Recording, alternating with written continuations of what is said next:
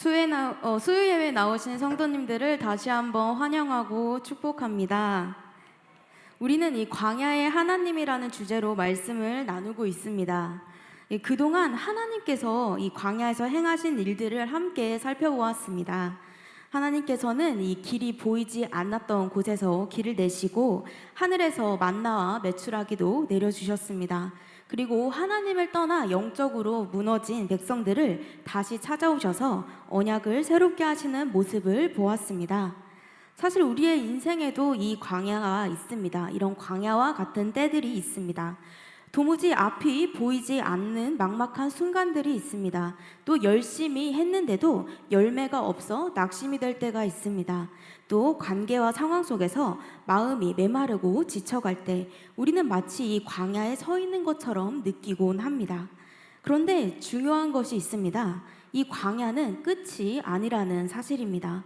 하나님은 우리가 이 광야를 통과하게 하신 뒤 반드시 새로운 길로 우리를 인도해 주십니다. 오늘 본문은 바로 그 전환의 순간을 보여주는 장면입니다. 이 광야의 끝에서 이제 약속의 땅 앞에 서 있는 백성들의 모습을 우리가 볼 수 있습니다. 이 이스라엘 백성들에게 이 순간은 단순한 이동이 아니었습니다. 이스라엘 백성들은 이 지난 40년 광야 생활, 이 방황의 생활을 끝내고 새로운 시대를 여는 역사적 경계선에 서 있었습니다. 강 저편에는 하나님이 약속하신 땅이 기다리고 있었지만 동시에 거대한 성읍들과 강력한 군대가 버티고 있었습니다. 뒤로는 광야의 고난이 있고 앞으로는 낯선 싸움이 기다리고 있는 자리, 이 두려움과 소망이 교차하는 때였습니다. 이 여호수아와 백성들에게는 이 요단강은 믿음 없이는 결코 건널 수 없는 영적 시험대였습니다. 이것은 우리의 인생의 전환점과도 닮아 있습니다. 이 학생이 학교를 졸업하고 새로운 길을 내딛는 순간이나 또 직장에서 새로운 책임을 맡게 되는 순간, 또 은퇴 이후 이제 앞으로 어떻게 살아갈까 고민하는 순간 등, 또 혹은 이 건강이 예전 같지 않아 삶의 속도가 달라지는 순간들, 이 모든 전환점이 두려움과 기대가 함께 서 있는 자리입니다. 그때 하나님께서 이 여호수아에게 말씀하셨습니다. 강하고 담대하라. 이 말씀은 단지 이 여호수아에게만 하신 것이 아니라 오늘 우리에게도 주시는 약속입니다. 그렇다면 이 하나님이 주신 약속은 구체적으로 어떤 모습으로 나타날까요? 본문은 세 가지로 말씀하고 있습니다. 첫 번째로 이 하나님의 약속은 반드시 성취된다는 것입니다. 이 모세의 죽음은 이스라엘 백성들에게 굉장한 충격이었습니다. 40년 동안 이스라엘을 이끌었던 위대한 지도자 모세가 홍해를 가르고 시내산에서 율법을 받았던 그 위대한 지도자가 죽었습니다. 이 광야에서 늘 앞장서서 하나님의 말씀을 전해주고 하나님의 말씀을 또 전해주고 시내산에서 율법을 받았던 인물이 죽었습니다. 그러니까 이런 위대한 존재가 사라졌으니 백성들의 마음에는 불안과 두려움이 가득했을 것입니다. 백성들은 이렇게 느꼈을 것입니다. 이제 우리는 어떻게 되는 거지? 이제 우리를 누가 이끌어줄까 하는 걱정과 불안이 몰려왔을 것입니다. 그러나 하나님은 여호수아에게 말씀하십니다. 본문 2절 말씀입니다. 내 종 모세가 죽었으니 이제 너는 이 모든 백성과 더불어 일어나 이 요단을 건너 내가 그들 곧 이스라엘 자손에게 주는 그 땅으로 가라. 여기서 우리는 중요한 사실을 발견할 수 있습니다. 하나님의 약속은 이 한 사람의 지도자에게 달려있지 않다는 것입니다. 약속은 이 모세라는 개인에게 달렸던 것이 아니라 하나님이 친히 이루시는 계획 속에 있었습니다. 하나님은 이미 이 아브라함과 이삭과 야곱에게 말씀하셨습니다. 내가 이 땅을 내 자손에게 주리라. 이 약속은 수백 년이 지나도 여전히 유효했고 지금 이 여호수아 시대에 성취되고 있는 것이었습니다. 민수기 23장 19절은 이렇게 선포합니다. 하나님은 사람이 아니시니 거짓말을 하지 않으시고 인생이 아니시니 후회가 없으시도다. 어찌 그 말씀하신 바를 행하지 않으시며 하신 말씀을 실행하지 않으시랴. 우리가 역사를 살펴보아도 그렇습니다. 이 기원 후 70년 로마 제국에 의해 예루살렘이 무너지고 이스라엘은 나라를 잃었습니다. 그들은 이 2000년이라는 시간 동안 전 세계로 흩어져 살며 나라 없는 민족으로 살아야 했었습니다. 사람의 눈에는 끝난 것 같아 보였습니다. 더 이상 희망이 없어 보였습니다. 그러나 하나님은 하나님의 약속을 지키셨습니다. 1948년 전 세계가 놀랄 만한 기적처럼 이스라엘이 다시 독립을 선포하게 되었습니다. 우리는 이러한 일을 성경에서도 동일하게 찾아볼 수 있습니다. 이 이스라엘 백성은 바벨론 포로로 70년간 끌려갔었습니다. 하지만 하나님은 이 예레미야를 통해 70년이 차면 내가 너희를 돌아오게 하리라 약속하셨고, 때가 되자 고레스 왕을 움직이셔서 성전 재건의 길을 열어주셨습니다. 또 아브라함에게 약속하신 이 가나안 땅은 수백 년이 지나 출애굽과 이 여호수아 세대를 거쳐서야 성취되었습니다. 하나님의 약속은 더딘 것 같아도 결코 지연되지 않습니다. 우리의 시계와는 다른 하나님의 완벽한 시간표 속에서 반드시 이루어집니다. 사랑하는 성도 여러분, 우리의 현실이 아무리 어렵다 할지라도 하나님의 약속은 결코 땅에 떨어지지 않습니다. 사람의 눈에는 늦은 것 같아도, 그리고 이 약속이 무효화된 것 같아도 이 약속은 하나님의 때에 반드시 성취됩니다. 지금 내가 내 삶을 붙들고 있는 것은 환경인가요? 아니면 이 하나님의 약속인가요? 사람은 떠날 수도 있고 환경은 변할 수도 있습니다. 하지만 하나님의 약속은 결코 변하지 않습니다. 하나님의 계획은 반드시 성취됩니다. 한 할머니께서 평생 동안 자기 아들의 구원을 위해서 열심히 기도하셨습니다. 하지만 이 40년이 넘도록 변화가 없었고 사람의 눈으로는 아무 소망이 없어 보였습니다. 그러나 임종을 앞둔 어느 날 아들이 눈물로 회개하며 주님께 돌아왔습니다. 그 할머니는 이 마지막 순간까지 하나님의 약속을 붙들고 기도했던 믿음의 사람이었습니다. 이렇게 하나님의 약속은 더뎌 보일 수는 있어도 하나님의 때가 차면 반드시 성취됩니다. 그리고 바로 이 약속을 붙들고 나아갈 수 있는 근거가 있습니다. 그것은 하나님의 임재가 우리와 함께 하신다는 사실입니다. 두 번째로 이 하나님의 임재는 우리의 담대함의 근거가 되어줍니다. 하나님은 여호수아에게 이렇게 말씀하셨습니다. 내가 모세와 함께 있었던 것 같이 너와 함께 있을 것임이라. 내가 너를 떠나지 아니하며 버리지 아니하리니 이야기하셨습니다. 이 이스라엘 백성은 지금 요단강 앞에 서 있었습니다. 그 강을 건너면 가나안 땅이지만 그 땅에는 성벽이 높이 솟아있고 강력한 군대가 버티고 있었습니다. 그리고 위대한 지도자 모세도 없었습니다. 여호수아는 처음으로 단독 지도자가 되어서 수많은 백성을 이끌어야 했습니다. 인간적으로 보면 불안과 두려움이 그에게 가득했을 것입니다. 그런데 하나님은 여호수아에게 상황을 분석해보라고 말씀하지 않으셨습니다. 적들의 군사력이나 성벽의 크기를 계산해보라고 하지도 않으셨습니다. 오히려 단 하나의 약속을 그에게 해주셨습니다. 내가 너와 함께 했을 것이다 약속해 주셨습니다. 여기서 우리는 분명하게 알 수 있습니다. 담대함의 근거는 이 상황이 아니라 누가 함께 하시는가에 달려있다는 사실입니다. 성경 속에서 우리는 이 진리를 계속해서 발견할 수 있습니다. 다윗이 골리앗 앞에 섰을 때도 마찬가지였습니다. 이 골리앗은 키가 3m에 육박하는 거인이었고 온몸에는 갑옷을 두르고 손에는 창과 칼을 들고 있었습니다. 그러나 다윗은 이 물맷돌 하나 들고 나아가서 이렇게 외쳤습니다. 너는 칼과 창과 단창으로 내게 나아오거니와 나는 만군의 여호와의 이름 곧 네가 모욕하는 이스라엘 군대의 하나님의 이름으로 내게 나아가노라. 다윗이 이렇게 담대할 수 있었던 이유는 무기 때문이 아니었습니다. 이 물맷돌 때문이 아니었습니다. 그건 바로 함께 하시는 하나님이 계셨기 때문입니다. 모세도 이 출애굽기 33장 15절에서 이야기했습니다. 주께서 친히 가지 아니하시려거든 우리를 이곳에서 올려보내지 마옵소서. 모세에게도 이 가나안 땅이라는 목적지가 중요한 것이 아니라 누가 함께 가시는가가 본질이었던 것입니다. 예수님께서도 제자들에게 이렇게 약속하셨습니다. 볼지어다 내가 세상 끝날까지 너희와 항상 함께 있으리라 하시니라. 구약에서 모세와 이 여호수아와 함께 계셨던 하나님이 신약에서는 제자들과 그리고 오늘 우리와 함께 해 주십니다. 혹시 성경에서 가장 많이 반복되는 명령이 무엇인지 알고 계신가요?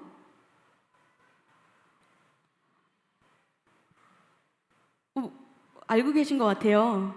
바로 두려워하지 말라입니다.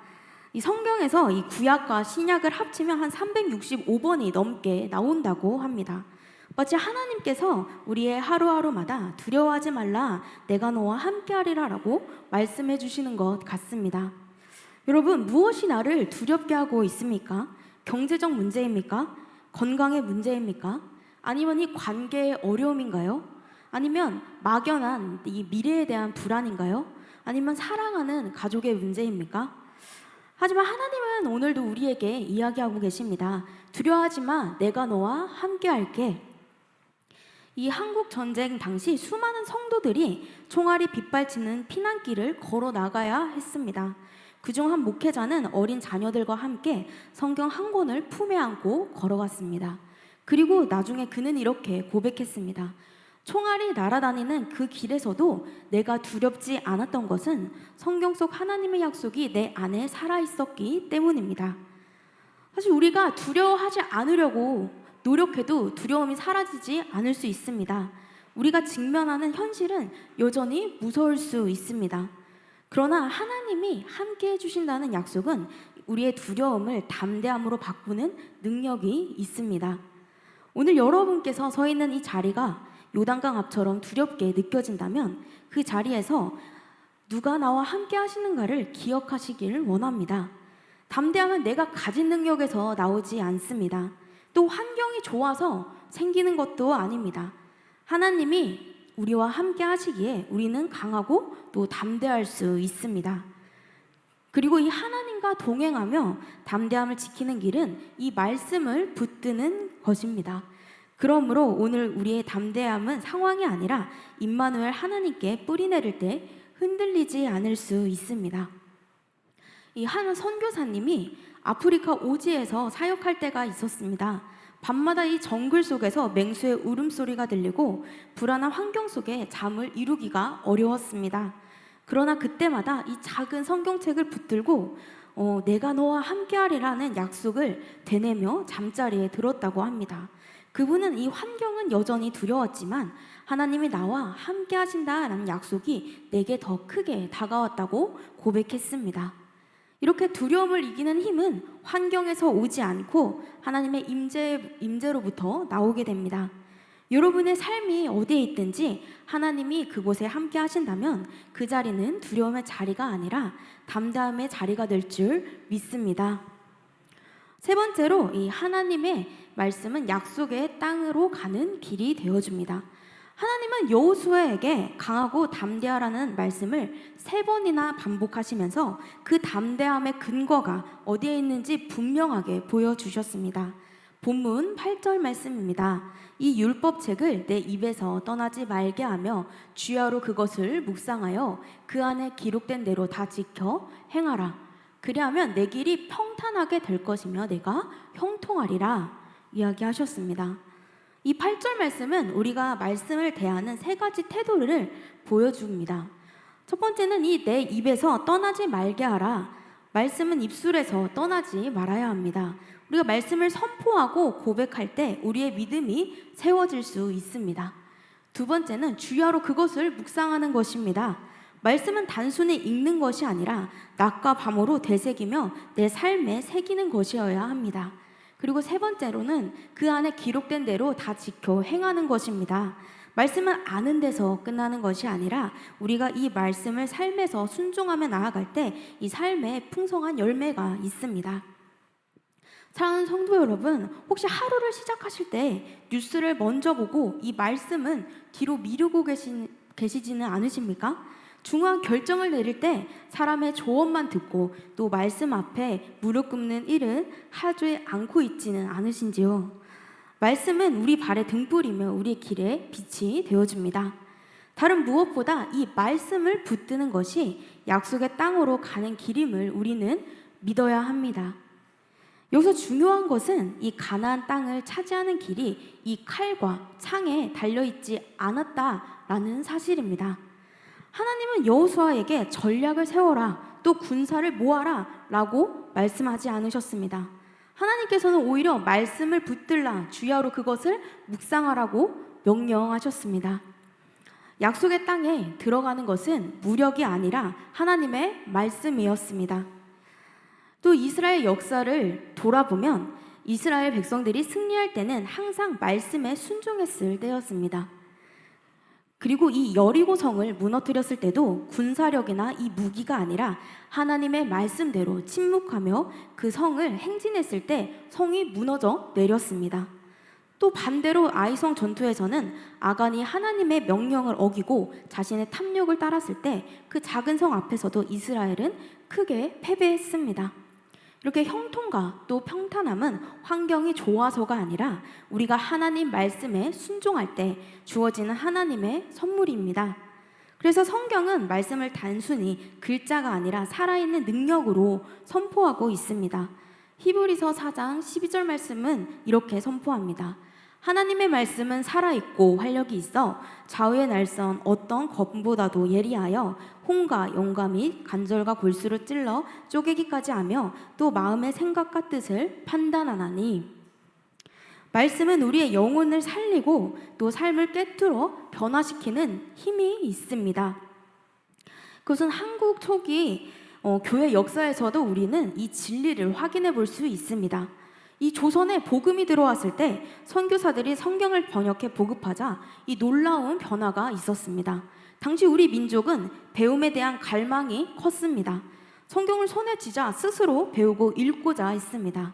학교가 생기고 또 가정이 변화되고 신앙 공동체가 건강하게 세워졌습니다. 말씀을 읽고 붙든 사람들이 술을 끊었습니다. 가정을 일으켰고 말씀을 따라 살고자 했던 교회가 나라를 새롭게 하는 힘이 되어 주었습니다. 이렇게 칼과 창이 아닌 말씀 한 권이 한 민족을 바꾸어 놓은 것입니다.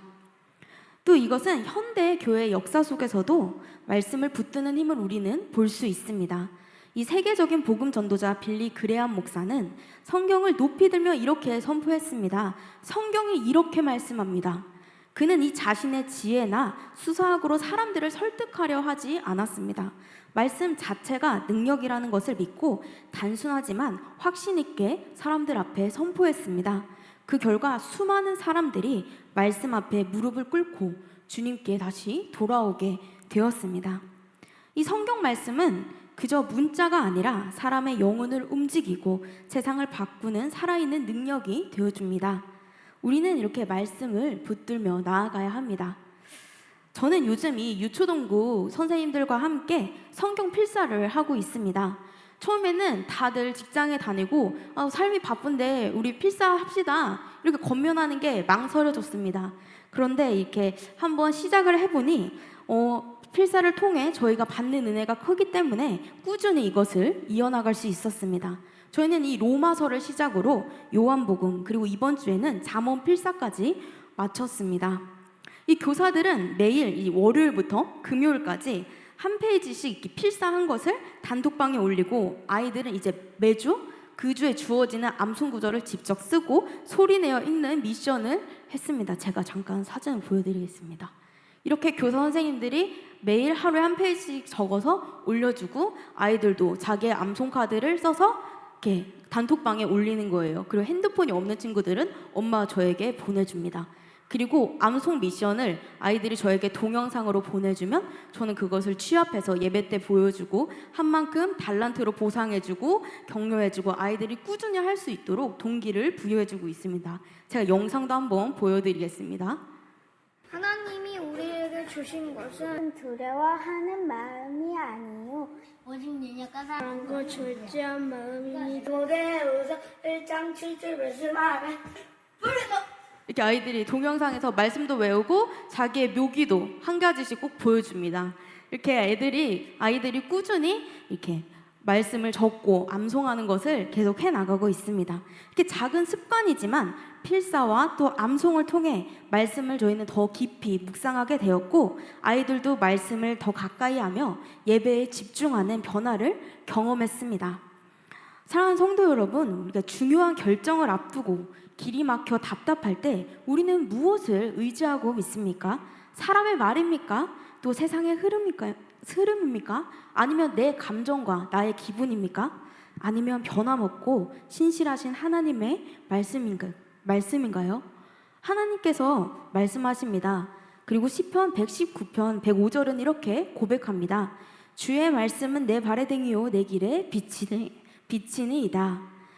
말씀은 우리의 길을 밝히 비춰주는 빛이고 어두운 길을 걸을 때 인도해주는 등불이 되어줍니다. 따라서 이 약속의 땅으로 걸어가는 성도의 길은 다른 것이 아니라 말씀을 붙드는 길입니다. 환경이 아니라 사람도 아니라 하나님의 말씀이 우리의 인생을 형통하게 해줍니다. 이 광야는 끝이 아니었습니다. 광야는 하나님이 우리를 버리신 장소도 아니었습니다.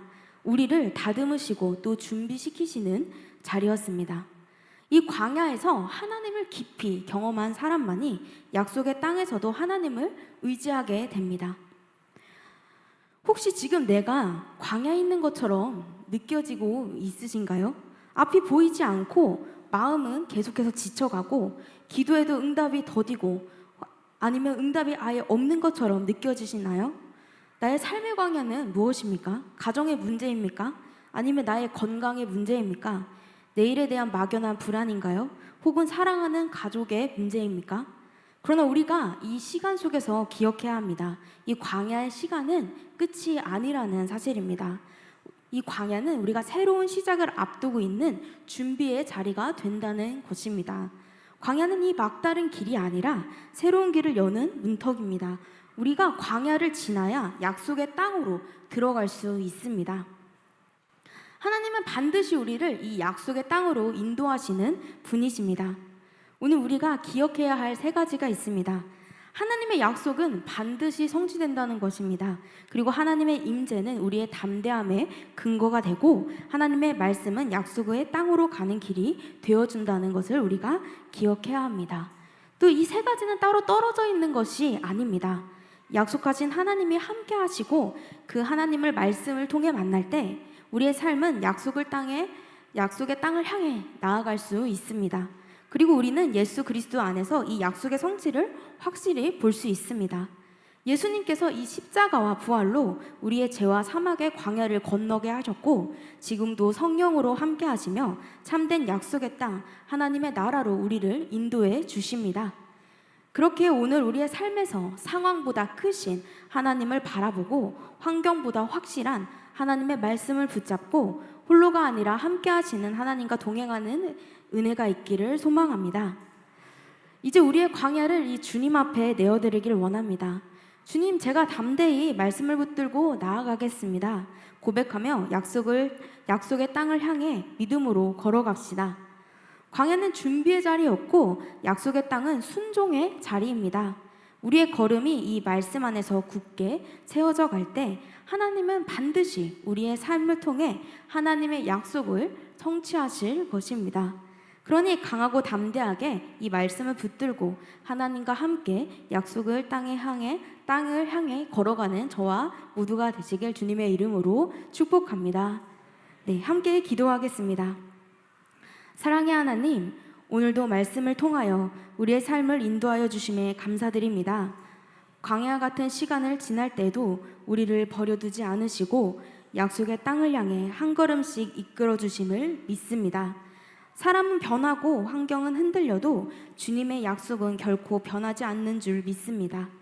주님이 함께 하신다는 임마누엘의 약속이 우리의 담대함의 근거가 되게 하여 주시옵소서. 말씀을 날마다 붙들고 묵상하며 순종함으로 우리의 삶의 자리에서 하나님의 약속이 이루어지는 것을 날마다 경험하게 하여 주시옵소서. 특별히 우리 교회와 가정 그리고 다음 세대를 붙들어 주셔서 이 땅의 광야 같은 시대 속에서도 주님의 말씀을 붙들고 믿음으로 살아가게 하여 주시옵소서. 오늘도 우리를 강하고 담대하게 하시는 예수님의 이름으로 기도드립니다. 아멘.